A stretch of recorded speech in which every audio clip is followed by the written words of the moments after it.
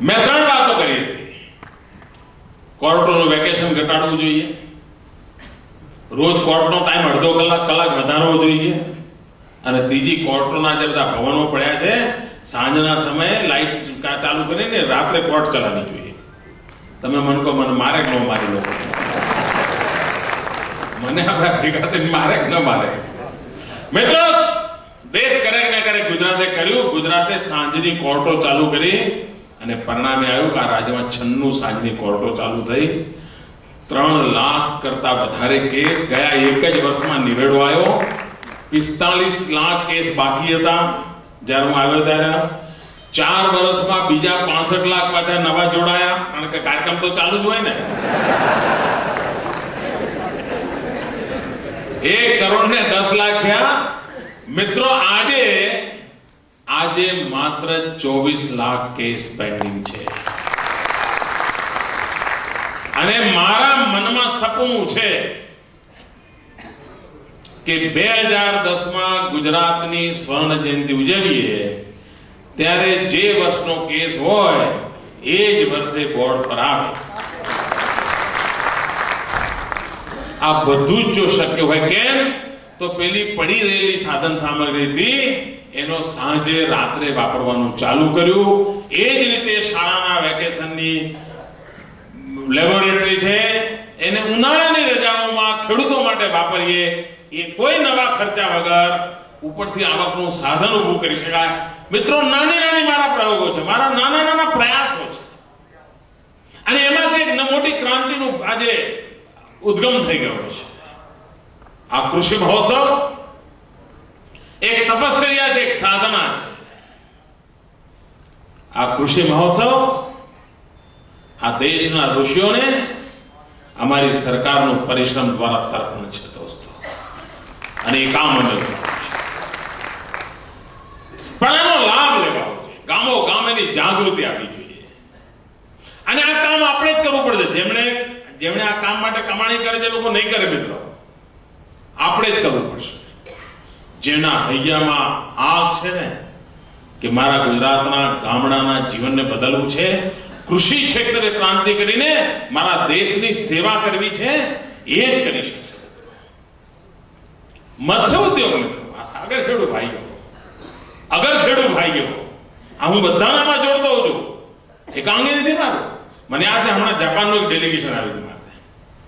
નહીં, આ બધા મિત્રો બોલતા હતા, તમને બી આમ આંખોમાં ચમક આવતી હતી ને, આ બધા આપણા ખેડૂત ભાઈઓ બોલતા હતા. મને આવતી, તમને આવતી હતી.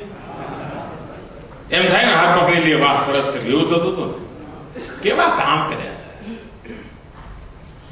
એક જાપાનનું ડેલિગેશન મારતા, પછી અમારા વિભાગના મિત્રો એક પ્રેઝન્ટેશન આપતા હતા કે અમારા 1600 કિલોમીટરનો સમુદ્ર કિનારો છે, અમારે ત્યાં મત્સ્ય ઉદ્યોગ કેવો ચાલે છે. એમાં એક રાણી નામની માછલી આવે છે. તો કેમેરામાં કંઈક દેખાઈ ગઈ છે, પેલા બતાવતો ટીવી પર. હવે આપણને તો કઈ ખબર ન પડે, કે આપણે કઈ લેવા દેવા છે. શું તમે પડતી હશે? તમને આશ્ચર્ય થશે મિત્રો, આ જાપાનના ડેલિગેશને આ રાણી નામની માછલી જોઈ, સાહેબ એ લોકો મીટિંગમાંથી પોતાનું કોન્સન્ટ્રેશન ગુમાવી દીધું. કોઈ પેલી સહનાઈ વગાડતો હોય અને તમે આંબલી બતાવો, શું થાય? તમે કર્યું છે કે નહીં? હું નાનો હતો ત્યાં કરતો હતો. કોઈ શહનાઈ વગાડતું હોય તમે આંબલી બતાવો, શું થાય? શહનાઈ વાગે?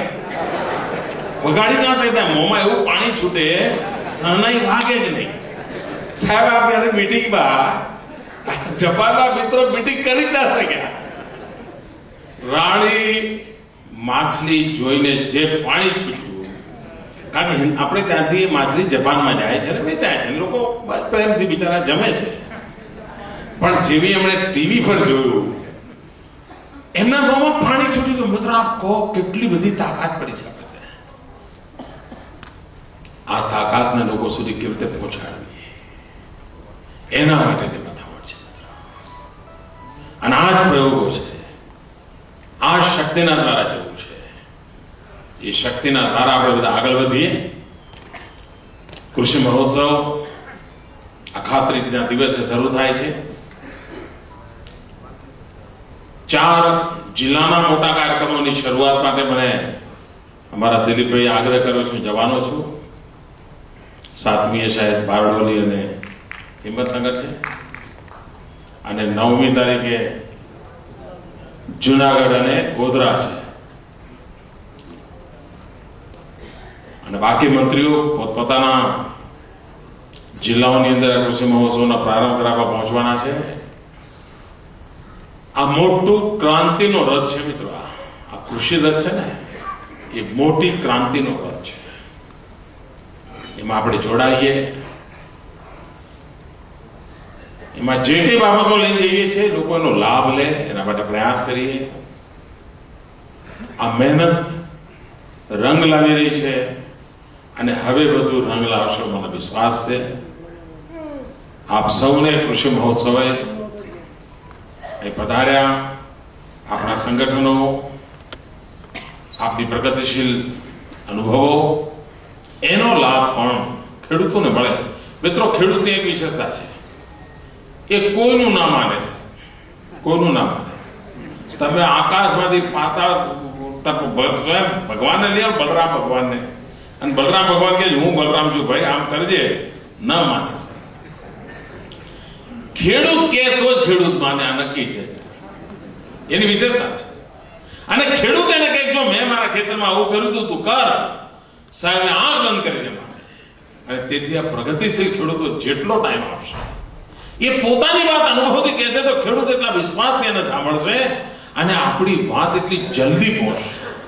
અને તેથી જ રાજ્ય સરકારનો પ્રયાસ છે કે વૈજ્ઞાનિકો, પ્રગતિશીલ ખેડૂતો, પ્રયોગશીલ ખેડૂતો, અનુભવી લોકો, જ્ઞાની લોકો, આ બધાને મારે એક સાથે જોડવા પડે. અમે કોટ પેન્ટ ટાઈ પહેરીને જઈએ તો કાંઈ મેળ ન પડે સાહેબ, કાંઈ મેળ. પણ પાઘડી પહેરીને કાકા આવીને કે ઉભર ભાઈ આમ નહીં, થોરનું આમ કરો સારું થઈ જાય તો પેલા ઉતરે તો આપણે થોરનું આમ કરીએ. આ જે વિશ્વાસ છે ને એને મારે જોડવો છે. અને આપણે બધાને બોલાવે છે એનું મૂળ કારણ આ છે. આપને સૌને મેં નિમંત્ર્યા છે એનું મૂળ કારણ આ છે કે ખેડૂતનો સીધો વિશ્વાસ ખેડૂતે કરેલા પ્રયોગો ઉપર છે.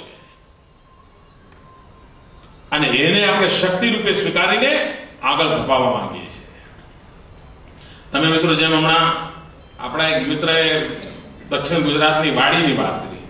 તમે દાહોદ જિલ્લામાં જાઓ ને, દાહોદનો આદિવાસી ખેતર શબ્દ નથી બોલતો, ખેતી શબ્દ નથી બોલતો. દાહોદનો આદિવાસી પણ પોતાને ત્યાં ફૂલવાડી છે એમ જ કે. આપણે પૂછો તું શું કરે છે, એ ફૂલવાડી છે. પહેલા નહીં તો એમ કે તો ખેતર હતું. અને એનું કારણ દાહોદ જિલ્લાનો આદિવાસી ફૂલોની ખેતી કરે છે.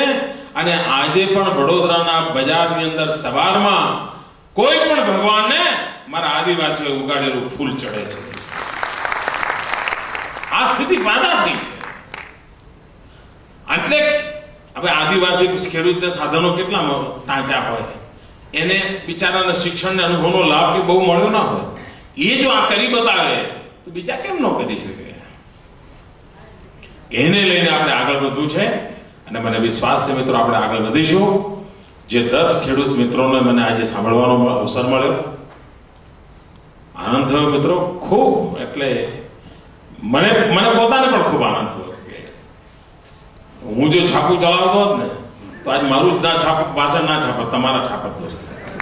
ખરેખર હું જો છાપું ચલાવતા 10 લોકોના ફોટા સાથે ભાષણો છાપત છે.